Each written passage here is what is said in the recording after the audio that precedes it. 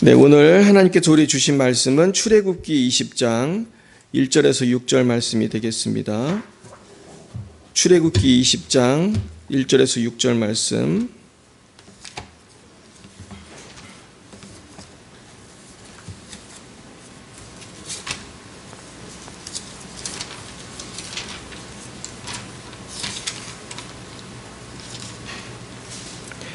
출애굽기는 이제 구약 112페이지 112쪽에 있습니다. 출애굽기 20장 구약 112쪽 출애굽기 20장 1절에서 6절 말씀이 되겠습니다. 같이 한 목소리를 읽어보겠습니다. 시작. 하나님이 이 모든 말씀으로 말씀하여 이르시되 너는 너를 애굽 땅 종되었던 집에서 인도하여 낸 내 하나님 여호와니라. 너는 나 외에는 다른 신들을 내게 두지 말라. 너를 위하여 새긴 우상을 만들지 말고 또 위로 하늘에 있는 것이나 아래로 땅에 있는 것이나 땅 아래 물속에 있는 것의 어떤 형상도 만들지 말며 그것들에게 절하지 말며 그것들을 섬기지 말라. 나 내 하나님 여호와는 질투하는 하나님인즉 나를 미워하는 자의 죄를 갚되 아버지로부터 아들에게로 3, 4대까지 이르게 하거니와 나를 사랑하고 내 계명을 지키는 자에게는 1000대까지 은혜를 베푸느니라. 아멘. 네, 우리 잠깐 기도하겠습니다. 하나님, 오늘 귀한 말씀을 저희들에게 주셔서 감사합니다. 이 생명보다 귀한 말씀을 붙들고 우리가 남은 요생도 승리하게 도와주옵소서.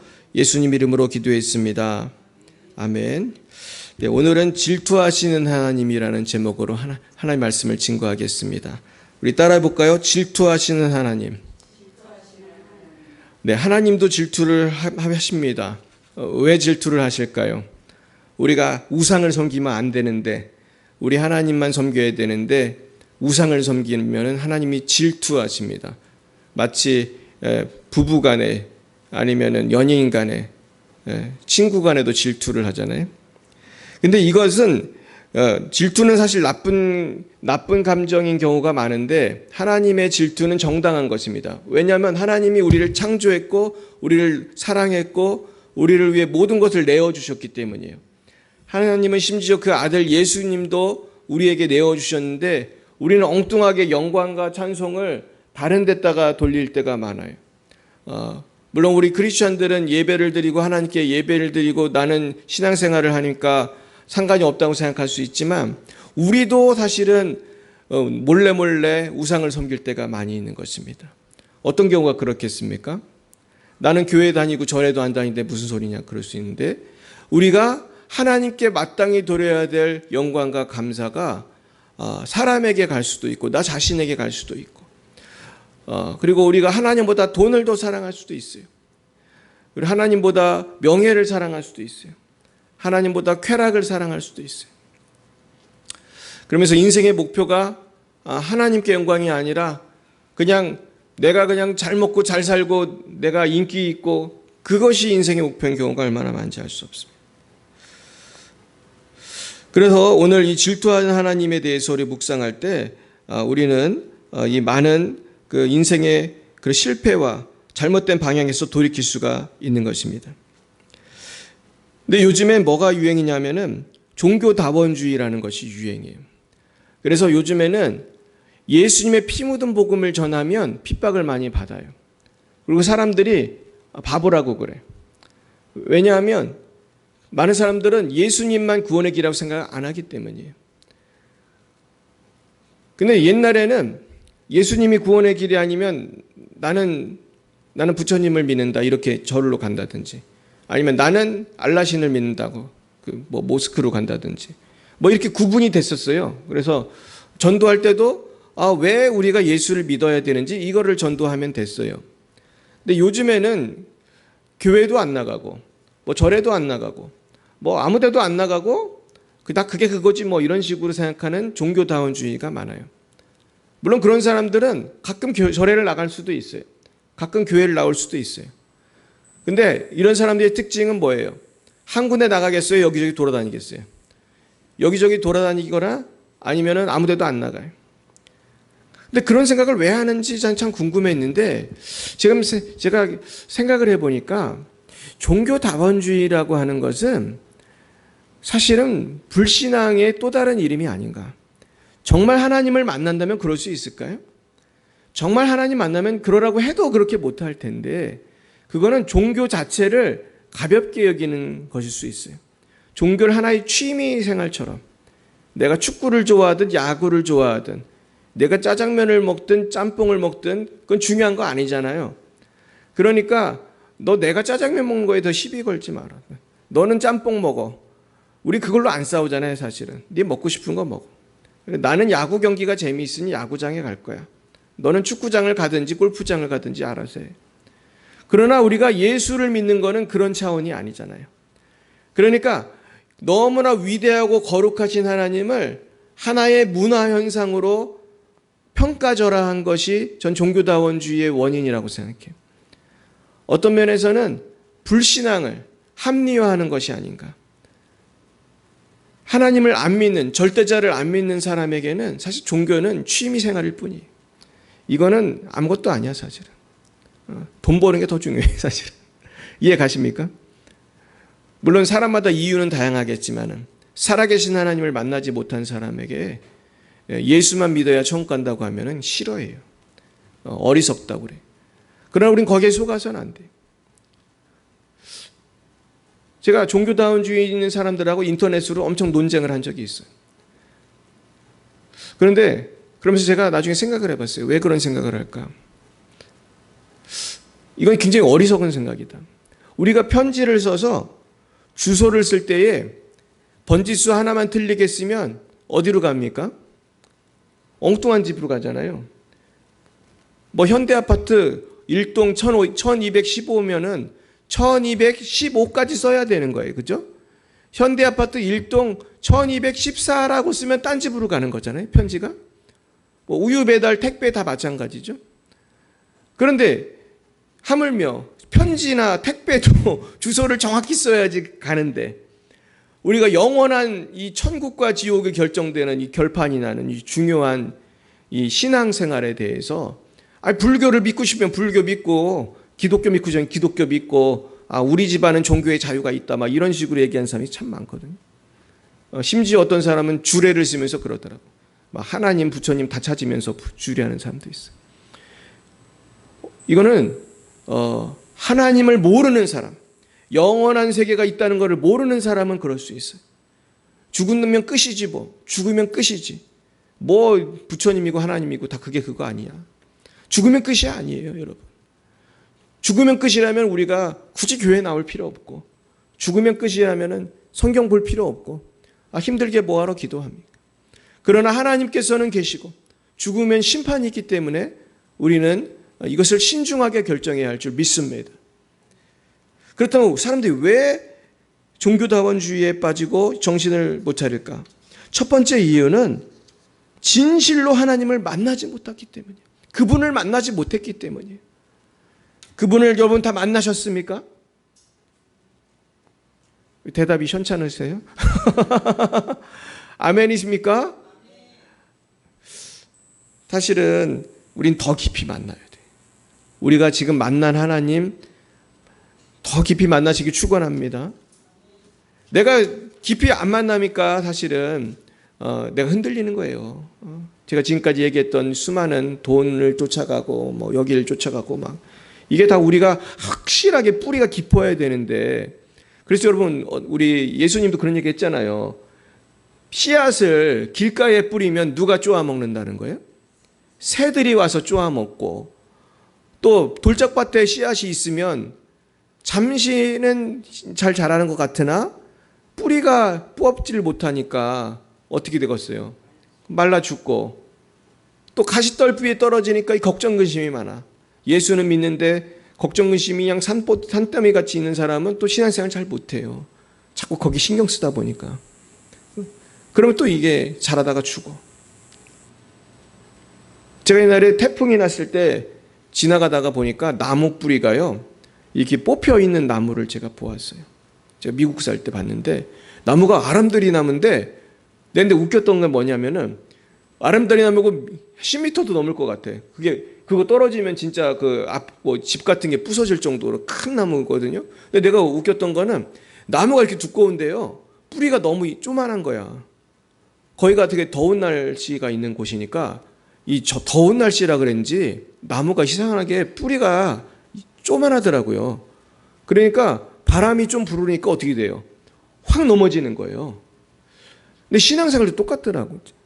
내가 예수를 믿을 때 그냥 엄마 따라서 아빠 따라서 교회 다니는 그 모태신앙이라고 하는 애들은 신앙이 깊은 애들이 가끔 있지만은 대부분 신앙이 안 깊은 사람들도 많아요. 그리고 내가 이제 주님을 좀 알아가는 단계, 그런 사람들도 많잖아요. 근데 우리 신앙이 뿌리가 깊지 않으면 조금만 유혹을 한다든지 고난이 오면 어떻게 되겠습니까? 다 까먹는 거예요. 그래서 제가 사실 이영수 자매님 왜 안 하냐고 자꾸 물어보는 거 걱정이 되는 거지. 신앙의 뿌리가 별로 없잖아요. 그러니까 우리 자매님은 그냥 너무 착하고 훌륭한데 이게 뿌리가 별로 없으니까 우리가 지난주에 왔던 정 선생님도 뿌리가 별로 없잖아요. 그분은 아직 믿음이 있는 분도 아니에요. 그냥 믿음도 없으니까. 근데 친구 따라 교회에 오신 건데 믿는다고 하는 사람들조차도 요즘에 보면 잘 넘어져요. 그래서 종교다원주의 따라가고 누가 절에 가자면 또 절에도 가고 막 이러는 사람들이 많습니다. 그래서 우리는 신앙의 뿌리를 깊이 박아야 할 줄 믿습니다. 우리는 예수 그리스도 반석이신 예수님께 신앙의 뿌리를 깊게 박아서 그 생수의 강이 넘치길 축원합니다. 그래서 여러분 하는 일마다 잘 되고 기도하면 기도도 잘 되고 우리가 또 성령으로 충만하길 축복합니다. 그리고 종교다원주의에 잘 빠지는 이유는요, 관용의 의미를 오해했기 때문이에요. 여기에 많이 넘어가. 너는 왜 기독교 믿는다고 불교를 싫어하냐? 너는 불교도 구원을 받을 수 있는 거 아니냐? 그런 말들을 많이 해. 너는 왜 믿고 싶은 대로 믿게 해? 왜 너는 이렇게 너무 배타적이다? 근데 이 말은 아까 편지 얘기도 했듯이 우리가 주소를 정확히 써야지 편지가 가듯이 예수 그리스도를 정확히 믿어야 천국을 가는 거예요. 할렐루야? 우리가 그냥 나는 아무 차나 타도 나는 서울에 간다 이렇게 믿고 부산에서 아무 차나 타는 바보가 어디 있겠습니까? 그리고 우리가 부산을 가야 되면 우리 부천 터미널에서 부산 가는 버스를 타야 되는데 나는 아무 차나 타겠다 이렇게 하는 사람은 어디에 갈지 모르는 거죠. 우리가 시내버스를 타도 몇 번 차를 타야 되는지 알잖아요. 저도 시청역에 가려면 19번 버스를 타고 갈 때가 있는데 맞나? 19번인가요? 그럼 19번을 기다리는 거 아니에요. 19번을 타야 얘가 시청을 가니까 우리가 정확하게 해야 돼요. 영원한 문제는 더 헷갈려요. 왜냐하면 종교가 너무 많잖아요. 종교가 불교 이슬람교만 있습니까? 종교가 수천 개예요. 수만 개예요. 일본에 가면은 우상이 몇천 개라고도 하고 인도는 더 많대요. 몇만 개래 우상이. 별게 다 우상이에요. 그런데 우리가 영적인 문제를 관용이라는 건 그거죠. 내가 예수 믿지만 불교인을 때리거나 욕하거나 함부로 하면 안 되죠. 내가 아무리 예수 믿지만 이슬람 교도들이 기독교인 많이 죽이거든요. 많이 봐요. 근데 한국에 와서 보면. 근데 어떤 땐 제가 십자가를 메고 다니다가 제가 옛날에 군산에 갔는데요. 이슬람 교도들이 저를 보더니 죽일 듯이 쳐다보더라고. 진짜 무서운 얼굴로. 딱 보니까 이슬람 교도야. 아랍인들. 근데 놀랐어요. 나랑 그 사람 전혀 모르는 사이잖아요. 근데 그 사람이 내 십자가를 본 거예요. 그러더니 죽일 듯이 쳐다보더라고. 진짜. 야, 이 사람들 분노가 있네. 분노가 있어요. 그리고 파키스탄에서도 교회 20개 불탔다고 그러잖아요. 이 사람들은 그런 불필요한 분노가 많아. 악한 영에게 속아가지고 기독교를 아주 타도의 대상이야. 그게 공산주의자들도 있어요. 그러니까 여러분 종교가 굉장히 무섭죠. 공산주의도 어떻게 보면은 종교 비슷한 거잖아요. 신념. 그래도 공산주의자들은 기독교인들을 얼마나 심하게 죽였습니까? 총에 쏴 죽이고 죽창으로 찔러 죽이고 어떤 경우 껍질을 벗겨 죽이고 별짓을 다 했는데. 그런데 우리가 이러한 모든 문화를 다 똑같다. 이거를 다 품어야 된다. 그거는 바보 같은 소리. 이 관용이라는 건 서로 지킬 걸 지키고 대한민국 법률 안에서 종교의 자유를 인정하고 서로 간에 인정할 걸 인정하는 것은 맞는 거예요. 내가 기독교 믿는다고 우리 불교 절에 가서 불 지르면 안 돼요. 불교인들한테 잘해줘야 돼. 잘해줘야 전도가 되지. 그러나 우리가 잘해주는 건 잘해주는 거고 복음은 전해야 돼. 제가 옛날에 청주에서 우리 아버님 차를 몰고 어딜 가고 있었어요. 근데 누가 문을 두드리는 거야. 이제 길인데 지금 신호 대기를 하고 있는데 누가 내 창문을 두드리는 거예요. 그 도로에서. 딱 봤더니 어떤 스님이 태워달라는 거예요. 자기 어디까지 태워달래. 나 처음 보는 분이죠. 그러나 제가 태워드렸어요. 내가 목사는 얘기는 안 하고 그냥 태워다 드렸어. 어디까지 가져가지고 제가 나하고 방향도 완전히 다른데 엉뚱한 데 내가 가는데 가면서 태워다 드렸어. 그랬더니 이분이 뭐라 하냐면 또 돈을 달래. 그래가지고 나는 돈을 별로 안 갖고 다니는 사람인데 그날따라 내가 무슨 일보러 내가 여행사에 내가 선교여행 가려고 무슨 갖고 있었던 돈이 있었어. 그래가지고 내가 업무벌 그 몇만 원을 그 사람을 줬다니까요. 그리고 나는 나중에는 그 일을 못 봐가지고 나중에 에이팅에 돈 빼가지고 그 패스포트 그 비자 문제를 제가 해결했는데 그러나 내가 몇만 원을 줬다고 해서 그분이 그냥 불교 믿으면 안 되잖아요. 예수 믿어야 되잖아요. 근데 그분한테 예수 믿으라고 그랬어요. 난 하나님 만났는데 예수 믿어라. 그분이 뭐라고 그랬냐면 자기도 장로교를 20년 넘게 다녔다 그러더라고요. 교회 다니던 분이에요. 근데 지금 노인이야. 근데 하나님 못 만난 거예요. 20년을 다녔는데. 그래서 나는 하나님 만났다. 하나님 살아계신다. 그러면서 내가 복음을 전했어. 그래서 내가 기도하자고 그랬더니 또 기도를 따라 하더라고 또. 그래가지고 이분이 영적 기도를 따라 했어요. 그분의 마음이 뭔지는 전 몰라요. 전 그냥 복음을 전했고 예수 믿으시라고 하고 영접 기도를 따라하라고 했더니 따라 하시는 거예요. 그러면서 그냥 그분에게 갖고 있었던 돈을 주고 나는 나중에 여행사 갔더니 돈이 없어가지고 다시 돈 찾아가지고 그 일을 해결했어요. 여러분 우리가 종교인을 사랑하는 것하고 이 종교 저 종교 다 괜찮다는 건 다른 거예요. 우리는 스님도 사랑해야 되고 우리는 이단에 있는 사람도 사랑해야 되고 이만희가 아무리 헛소리라고 해도 이만희 교주도 사랑해야 돼. 사랑하면서 누구를 전해야 돼? 예수를 전해야 돼. 우리 신천지에 빠진 사람도 사랑해야 돼. 원수 마귀라고 하면 안 돼. 원수 마귀와 원수 마귀에게 속아 있는 사람은 같아요, 달라요? 다른 거예요. 저는 감옥 전교도 전도도 많이 했어요. 감옥에 가면 나쁜 사람이 있어요, 없어요? 엄청 많지. 거기 있는 사람들 폭력, 사람 때리고 죽이고 그래서 온 사람들 많고 사기꾼, 뭐 온갖 사기꾼 다 있어요. 근데 그분들이 아직도 회개를 안 한 사람들이 대부분인데 그분들에게 겸손하게 복음을 전하고 뭐 여러 가지 캠프, 여름 캠프 같은 거 할 때는 막 우리가 막 열심히 막 맛있는 것도 드리고 막 애를 많이 쓰잖아요. 그러나 우리가 그분들을 사랑하는 것과 그분들하고 같이 범죄를 저지르는 건 다른 문제예요. 그렇죠? 내가 친구를 너무 사랑해. 근데 얘가 특징이 도둑질이야.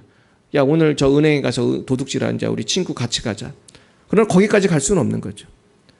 그러면 걔를 고발을 해야지, 사실. 고발은 안 하더라도 못하게 해야지. 너 그러다 너 감옥 간다?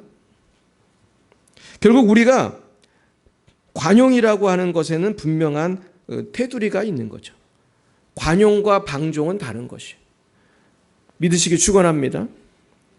세 번째, 우리 종교단주에 많은 사람들이 빠지는 이유는 예수 중심의 신앙이 아니라 자기 중심의 신앙생활을 하기 때문이에요. 내가 이런 감정이 들고 이런 생각이 들고 그거를 내가 내 생각대로, 그래서 예수 중심의 신앙이 아니라 삶의 부속품처럼 여기는 사람들은 자꾸 상대주의에 빠지게 돼요. 그렇다면 왜 우리는 하나님 외에 다른 신을 두면 안 됩니까? 1절에서 3절 말씀 읽어보겠습니다. 시작. 하나님이 이 모든 말씀으로 말씀하여 이르시되 나는 너를 애굽 땅 종되었던 집에서 인도하여 낸 내 하나님 여호와니라. 너는 나 외에는 다른 신들을 내게 두지 말라. 하나님만이 우리를 구원하신 분이기 때문이에요. 애굽 땅 종된 집에서 인도해낸 네 하나님 여호와니라. 이건 이스라엘 백성에게 주시는 말씀인데 우린 영적인 애굽, 마귀에게 속해서 죄의 종내어 살던 우리를 하나님이 우리를 건져주셔서 예수 믿고 천국 가게 해주신 거 아닙니까? 우리를 죄사함을 얻게 해주신 거 아닙니까? 여러분 그런 죄사함을 받으셨습니까? 네. 대답을 못하는 이유는 뭔가요?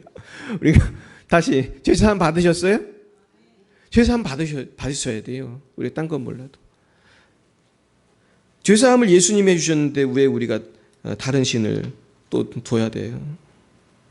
하늘 아래, 하늘 위에 이 과거, 현재, 미래에 모든 것을 주관하시면 하나님밖에 없는 거예요. 그래서 하나님이 제1원인이에요. 제1원인.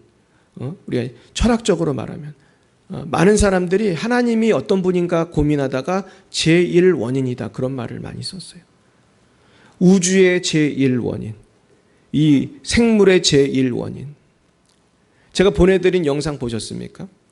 진화론이 사실인가? 그 영상에 보면은 자연 발생설이라는 말이 나와요. 자연 발생설. 자연 발생설은 뭐냐 하면 과학이 발달하기 전에 많은 사람들은 생명이 저절로 태어났다고 믿었어요. 근데 사실 자연 발생설이 진화론하고 관련이 깊어요. 저절로 생겼다. 우연히 생겼다. 그리고 심지어 옛날 과학자들은 과학이 발달하기 전에는 무슨 오래된 헝겊, 옷 그런 데서 쥐가 나오고 그런 걸 보면은 쥐가 그런 데서 저절로 나온 게 아니잖아요. 숨어있다 나온 건데 그런 걸 보고 헷갈려 했어요. 그러다가 파스테르라고 하는 분이 우리가 파스테르 우유하는 그 파스테르라고 하는 과학자가 연구를 해보니까 이 생명이라는 것은 원인이 없이 저절로 나올 수가 없다는 걸 알았어요. 저절로 나온다는 거 그거 거짓말이다. 자연 발생설은 거짓말이다. 잘못된 거다. 그래서 이미 결론이 났어요. 저절로 뭐 생명이 난다 이건 말도 안 된다.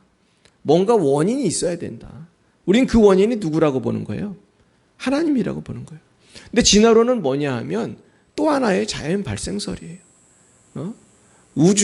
우주의 생성의 원인, 지구의 생성의 원인 그걸 몰라. 그리고 지구의 생명이 왜 왔는지도 몰라. 그래서 저절로 꽃이 만들어지고 저절로 개구리가 만들어지고 저절로 아메바부터 저절로 진화했다. 근데 저절로 될 수 있는 건 아무것도 없어요. 그리고 자연 발생설은 잘못된 거고 우리가 진화도 잘못된 거예요. 유전 정보는 저절로 증가할 수 없어요. 아메바가 오랜 세월이 지난다고 해서 저절로 다세포 동물이 될 수가 없어요. 결국은 우리는 그 어떤 것도 하나님을 대신할 수 없다. 하나님이 천지를 창조하셨습니다. 따라해 볼까요? 하나님께서 천지를 창조하셨습니다. 이것만 믿으면 헷갈릴 게 하나도 없어요. 그분, 천지를 지으신 그분이 내 하나님이다. 그분이 나를 구원하셨다. 그분이 나를 돕고 계시다. 할렐루야. 그분이 나를 고치세요. 고치세요. 제가 며칠 전에도 부흥회에 갔다 왔어요. 우리 교회 부흥회는 아니지만 우리 이번에 선교여행 같이 가는 목사님이 부흥회 한다고 해서 제가 인천에 가서 한 이틀 동안 도와드리다 왔는데 거기에 교인들이 많이 왔더라고요. 많이 왔는데 제가 잘 모르는 분들이지만 안수하고 기도할 때 악한 영이 나가는 걸 제가 많이 봤어요. 우리 전에 왔던 유동건 목사님도 같이 오셨는데 유 목사님 기도하는데 그 무릎이 안 좋았던 분이 좋아지는 걸 그때 보여주셨어요. 하나님은 고치세요. 지금도 살아 계십니다. 결국은 그 하나님을 얼만큼 믿느냐에 따라서 치유가 다른 거예요. 제가 그날도 꽤 많이 오는데 사람들이 그때 제가 안수하면서 기도하는데 반응이 다 틀린 거예요. 그래서 왜 다 틀리지? 내가 그 안수할 때마다 생각이 들어요. 똑같이 이렇게 똑같이 이렇게 옆에 앉아 있어도 안수하면 반응이 다 달라요. 그래서 우리가 믿는 거에 따라서 마음문을 여는 거에 따라서 하나님의 은혜를 받는 것이 다른 거예요. 그 하나님을 온전히 믿으시기 축원합니다. 두 번째는 인간이 만들어낸 우상은 다 하나님을 대신할 수 없기 때문에 우리는 절대자이신 하나님을 믿어야 돼요. 우리 4, 5, 6절 읽어보겠습니다. 너를 위하여 새긴 우상을 만들지 말고 또 위로 하늘에 있는 것이나 아래로 땅에 있는 것이나 땅 아래 물속에 있는 것에 어떤 형상도 만들지 말며 그것들에게 절하지 말며 그것들에게 섬기지 말라. 나 내 하나님 여호와는 질투하는 하나님인즉 나를 미워하는 자의 죄를 갚되 아버지로부터 아들에게로 3, 4대까지 이르게 하거니와 나를 사랑하고 내 계명을 지키는 자에게는 1000대까지 은혜를 베푸느니라. 그렇습니다. 어떠한 우상도 만들면 안 돼요. 그거를 절하면 안 돼요. 섬기면 안 돼요. 그래서 우린 조상 숭배도 안 하는 거예요. 제사상을 왜 안 차리냐? 제사상을 차리고 거기다 절을 하면 그 고인이 와서 그 제사밥을 받는 게 아니에요. 제가 옛날에 무당했던 분한테 직접 들었어요. 무당했던 분이니까 이분이 되게 유명한 무당이거든요. 이분이 뭐라고 하는지 아세요? 제사상에 제사상 차려놓으면 누가 오는지 아십니까? 누가 오는지 아세요? 귀신이 와요, 귀신이. 예, 그냥 그 귀신이, 내가 아는 내 친척, 인척이 계신 게 아니라 잡신이 오는 거예요, 잡신이. 잡신들이 와서 제사밥을 먹는다는 거예요. 그래서 그분은 무당 출신이라 그런지 그렇게 말을 하더라고요. 그래서 제사밥을 먹으면 이게 몸에 안 좋다는 거예요. 이 제사밥에는 귀신이 먹던 밥이라서 안 좋다는 거예요. 그래서 저는 제사를 드리는 걸 잘 본 적도 별로 없지만은 제사 지내는 걸 너무 쉽게 생각하는 사람들이에요. 고인을 생각한다고 제사를 지내는데 거기에 고인이 오지 못해요. 고인은 어디 갔어요? 이미 올라갔잖아요. 어딜 가셨는지 모르지만 천국에 아니면 죄옥에 갔겠지. 그 둘 중에 하나를 갔을 거 아니에요. 지금 제사밥을 먹으러 와서 거기서 좋아하는 존재들이 있어요. 제사 지내는 걸 즐거워하는 존재가 있어. 그래서 제사 받아 먹는 영이 있어. 제사밥 받아 먹는 영. 제사 받아 먹는 영은 악한 영이에요. 그건 물리쳐야 돼. 제가 많은 사람들 병 고칠 때, 귀신 쫓을 때 제사 받아 먹는 영 나오라고 그래요. 그러면 많이 나와요. 특별히 아주 그냥 제사 잘 지내던 집안이 있거든요. 그런 집안 많잖아요. 그런 집안의 그 자손들은 거의 영락 없어요. 제사 받아 먹는 영들이 강하게 그 인생을 괴롭혀. 이 사람이 예수를 믿고 나중에 목사 선교사가 됐어도 아직도 숨어 있는 놈들이 있어요. 이거 안 뽑으면요, 이놈들이 방해를 해. 계속. 뭘 방해하겠어요? 예수 믿는 거 방해, 선교 방해, 목회 방해. 제가 아주 친한 목사님이 있는데 그 목사님이 지금 군포에서 목회, 사랑교회라고. 그 목사님이 교회를 잘 다니고 목사님인데 목회를 하는데 목회가 잘 안 돼요. 부부 생활도 되게 안 좋아. 그런데 이분이 성회에 와가지고 이제 기도를 하는데 자기 생각해 그분이 기도하는 가운데 환상을 봤는데 뭐가 보였냐면 불상이 보이는 거예요. 불상이. 근데 그분은 불교를 잘 믿는 집안의 아들이에요. 그래가지고 나는 불교 집안이니까 이 불교의 영이 나를 괴롭혔나 보다. 그래서 나가라고 그랬다는 거예요. 물론 이제 기도를 받았겠죠. 그런데 엄청나게 나가더라는 거예요. 그러면서 이분이 굉장히 분노가 많았대요. 부인하고도 잘 싸우고 목회도 잘 안 되고. 근데 이 불교의 영이 나가고 나서 이 목사님이 굉장히 부부관계도 친해지고 화내는 것도 사라지고 목회가 잘 되기 시작을 해요. 지금 많이 부흥하고 지금 텔레비 틀면 나와요. 이분이 가끔. 성권용 목사님이라고. CTS인가? 구TV 제가 가끔 나오는 거 봤어요. 근데 목사님 말씀도 참 좋고 저하고도 친해요. 제가 이번에 성권용 목사님 통역도 했었어요.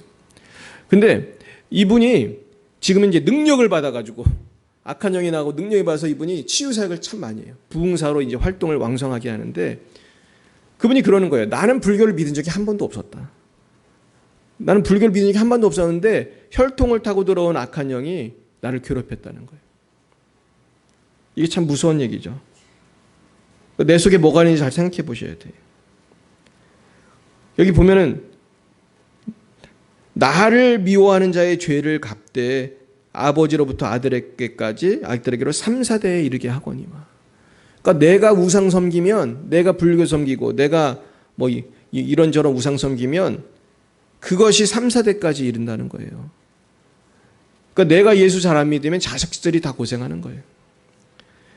우리가 사실 이런 것은, 영적인 것은 참 이해하기가 어렵지만은 쉬운 예가 얼마나 많습니까? 엄마 아빠가 싸우고 가정이 깨지고 그리고 누가 바람 피고 그러면은 자식들이 어떻게 되죠?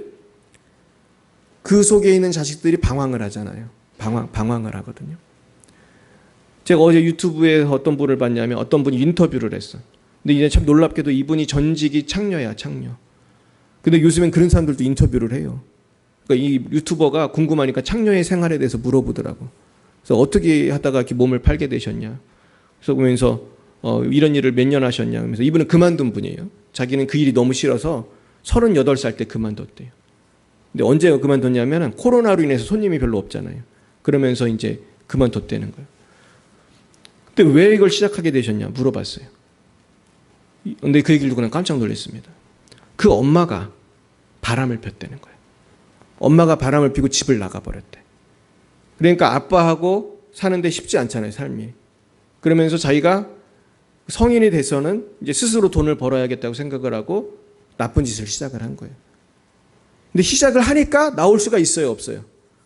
이 창녀 세계가 나오기는 어렵거든요.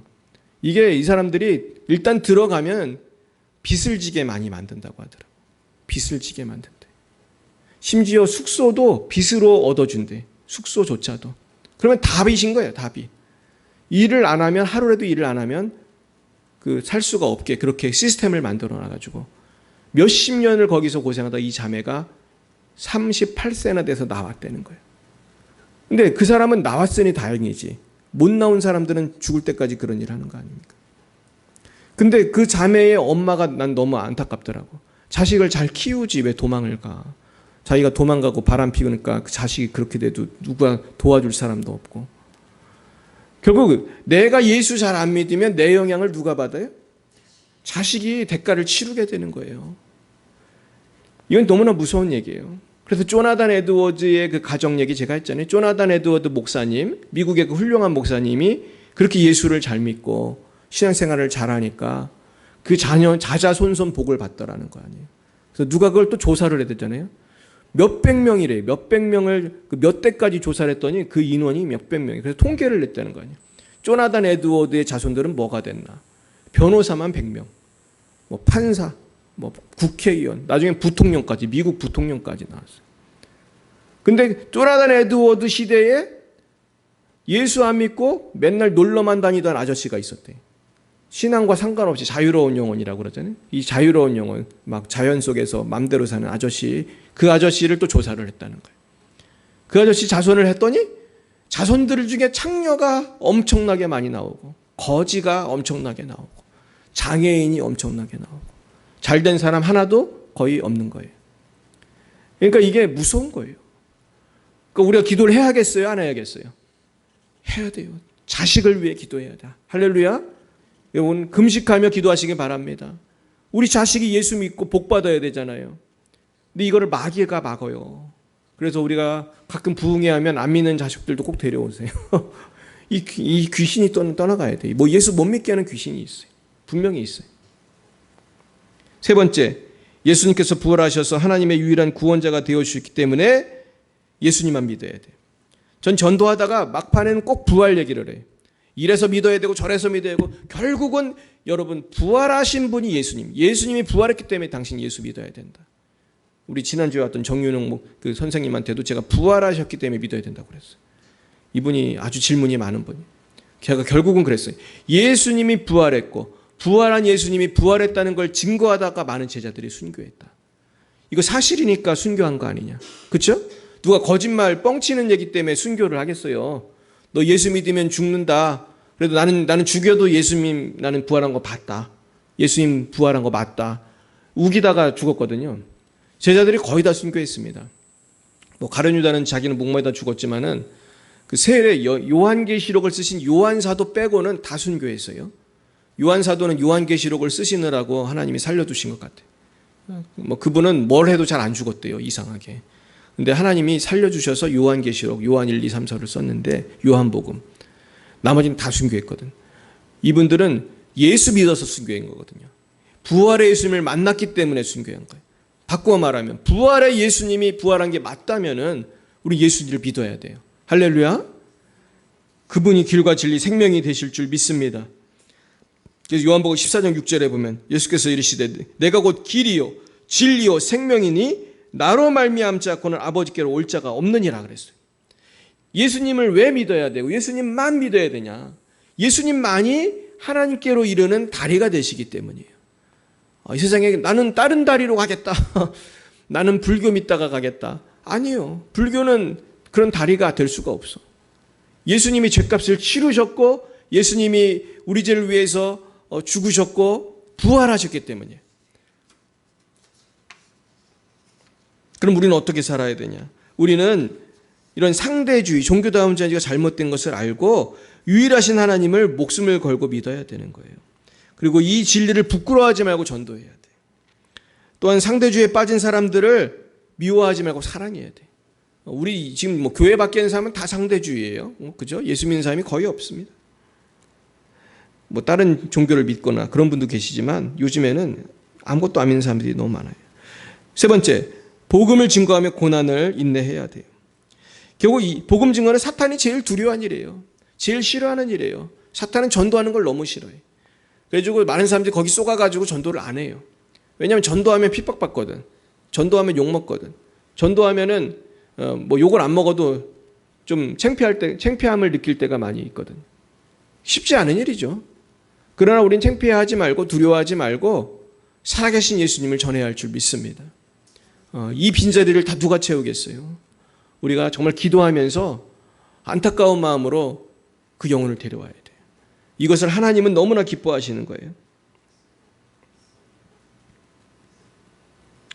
오늘 말씀을 정리하겠습니다. 오늘 하나님께서는 오늘 이제 읽은 본문은 이제 10계명의 말씀이거든요. 10계명. 하나님은 질투하시는 하나님이시고 너는 나 외에 다른 신을 두지 말라. 오늘 한번 생각해 봤으면 좋겠어요. 주님, 제가 주님 앞에서 제가 만들어 놓은 우상이 무엇입니까? 내 주님 앞에서 주님보다 더 사랑했던 것은 무엇입니까? 내 돈을 더 사랑했습니까? 쾌락을 더 사랑했습니까? 이 세상의 인기를 더 사랑했습니까? 주여, 이 모든 걸 십자가에 못 박게 하시고 담대하게 복음 증거하게 해 주옵소서. 우리가 날마다 믿음으로 나아가시기를 예수님의 이름으로 축원드립니다. 기도하겠습니다. 사랑과 은혜가 충만하신 하나님 아버지, 참 감사합니다. 우리는 우리의 힘으로 이 약한 시대를 이기며 살아갈 수 없지만 십자가신 주님을 본받아 성령을 힘입어 나아갑니다. 주님, 우리에게 진리의 깃발을 들고 끝까지 인내하도록 도와주시고 믿음, 소망, 사랑으로 이 선한 싸움을 끝까지 달려가도록 성령을 부어 주시옵소서. 아버지, 특별히 믿지 않는 우리 자녀들을 축복합니다. 믿지 않는 배우자를 축복합니다. 주여, 믿지 않는 이웃들과 친구들을 축복합니다.